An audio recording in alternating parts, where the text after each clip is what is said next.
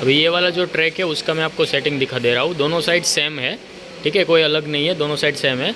तो दोनों साइड जो ट्रैक है वो इसमें ये वाला जो पोर्शन है, ध्यान से देखिएगा, ये वाला पोर्शन, ये वाला और ये वाला, ठीक है। और वो ऐसे ही इसी साइड पे ये वाला बजर के पीछे वाला जो पोर्शन है वो पोर्शन फिक्स रहेगा, उसको आपको हिलाना है। आप 6 का और M8 का जो भी सेटिंग करोगे तो इस साइड वाला जो पोर्शन है उसको आपको हिलाना नहीं है। उधर का जो पोर्शन है उसको ही यहाँ से 2 बोल्ट लूज़ करना है, ये वाला और ये वाला, ठीक है। 2 बोल्ट वो लूज़ करना है और ये 2 और ये 3 बोल्ट ये लूज़ करना है। उसके बाद बीच में जो गेज आपको दिया जाएगा साथ में, वो बीच में जो गेज डाल के उसको टच करवा के गेज बीच में ही रख के पहले ये 3 बोल्ट टाइट करना है, फिर साइड वाले जो 2 बोल्ट उसके वो बोल्ट टाइट करना है, ठीक है। उस हिसाब से आपको गेज का सेटिंग करना है। और ये वाला जो यहाँ पे पाइप दिया हुआ है ये एयर फ्लो का एयर फ्लो दिया हुआ है। एयर फ्लो मतलब किस हिसाब से है कि यहाँ पे समझ लीजिए आपका 10 बोल्ट आ गया है, ठीक है। फिर जब उसको ड्रॉप करना है, ये सिलेंडर जब ऑपरेट होगा, जब उसको ड्रॉप करना है तो यहाँ से एयर फ्लो मारेगा। एयर फ्लो मारेगा तो उससे क्या होगा कि आपका जो बोल्ट है वो इजीली फास्ट नीचे ड्रॉप हो जाएगा। ये इसके लिए एयर फ्लो लगाया हुआ है। यहाँ पे काउंटिंग सेंसर एरर के लिए बजर लगाया हुआ है। अगर समझ लो ये काउंटिंग सेंसर सिलेक्ट करता है, यहाँ पे समझ लीजिए आपने 10 का सेटिंग किया हुआ है, ठीक है। और समझ लो इन फ्यूचर कभी भी वो ड्रॉप नहीं हो रहा है, अगर ड्रॉप नहीं हो रहा है तो ये जो सेंसर है उसका बत्ती चालू ही रहेगा, ये बंद नहीं होगा। और ये बंद नहीं होगा, ये बत्ती चालू रहेगा, तो यहाँ पे बजर बजेगा और मशीन रुक जाएगा, ताकि आपको वो इंडिकेट कर रहा है कि यहाँ पे अभी बोल्ट ड्रॉप नहीं हुआ है, फंस गया है कहीं पे, ठीक है। अगर यहाँ पे इजीली ड्रॉप हो जाएगा तो ये बजर बजेगा नहीं और मशीन रुकेगा नहीं।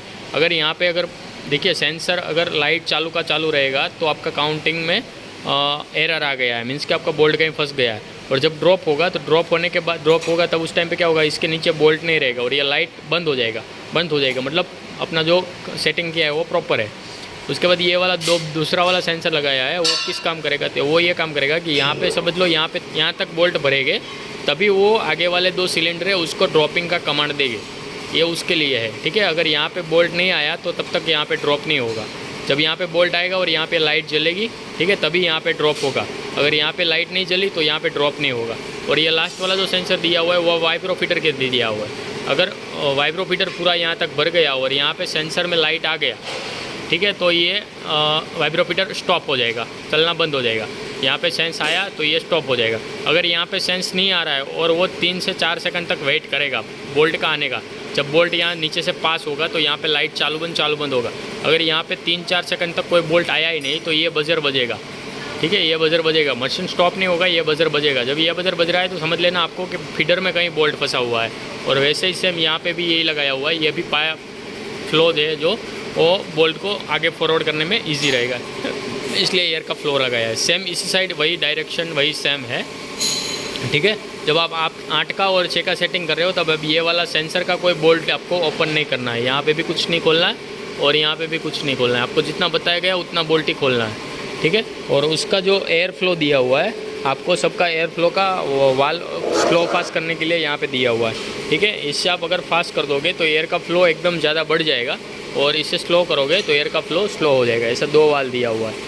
तो ये हो गया आपका ट्रैक का इन्फॉर्मेशन। और ये जो सिलेंडर है वो काउंटिंग के लिए है, वो आपको आगे वीडियो में बताया, फिर भी एक बार बता दे रहा हूँ कि यहाँ पे आपको बोल्ट पूरा पहले ट्रैक भर देना है, ठीक है। और ऑपरेट करके एयर का कनेक्शन अगर आप बंद रखना चाहते हो तो बंद रखना है और पूरा ट्रैक भर दिया।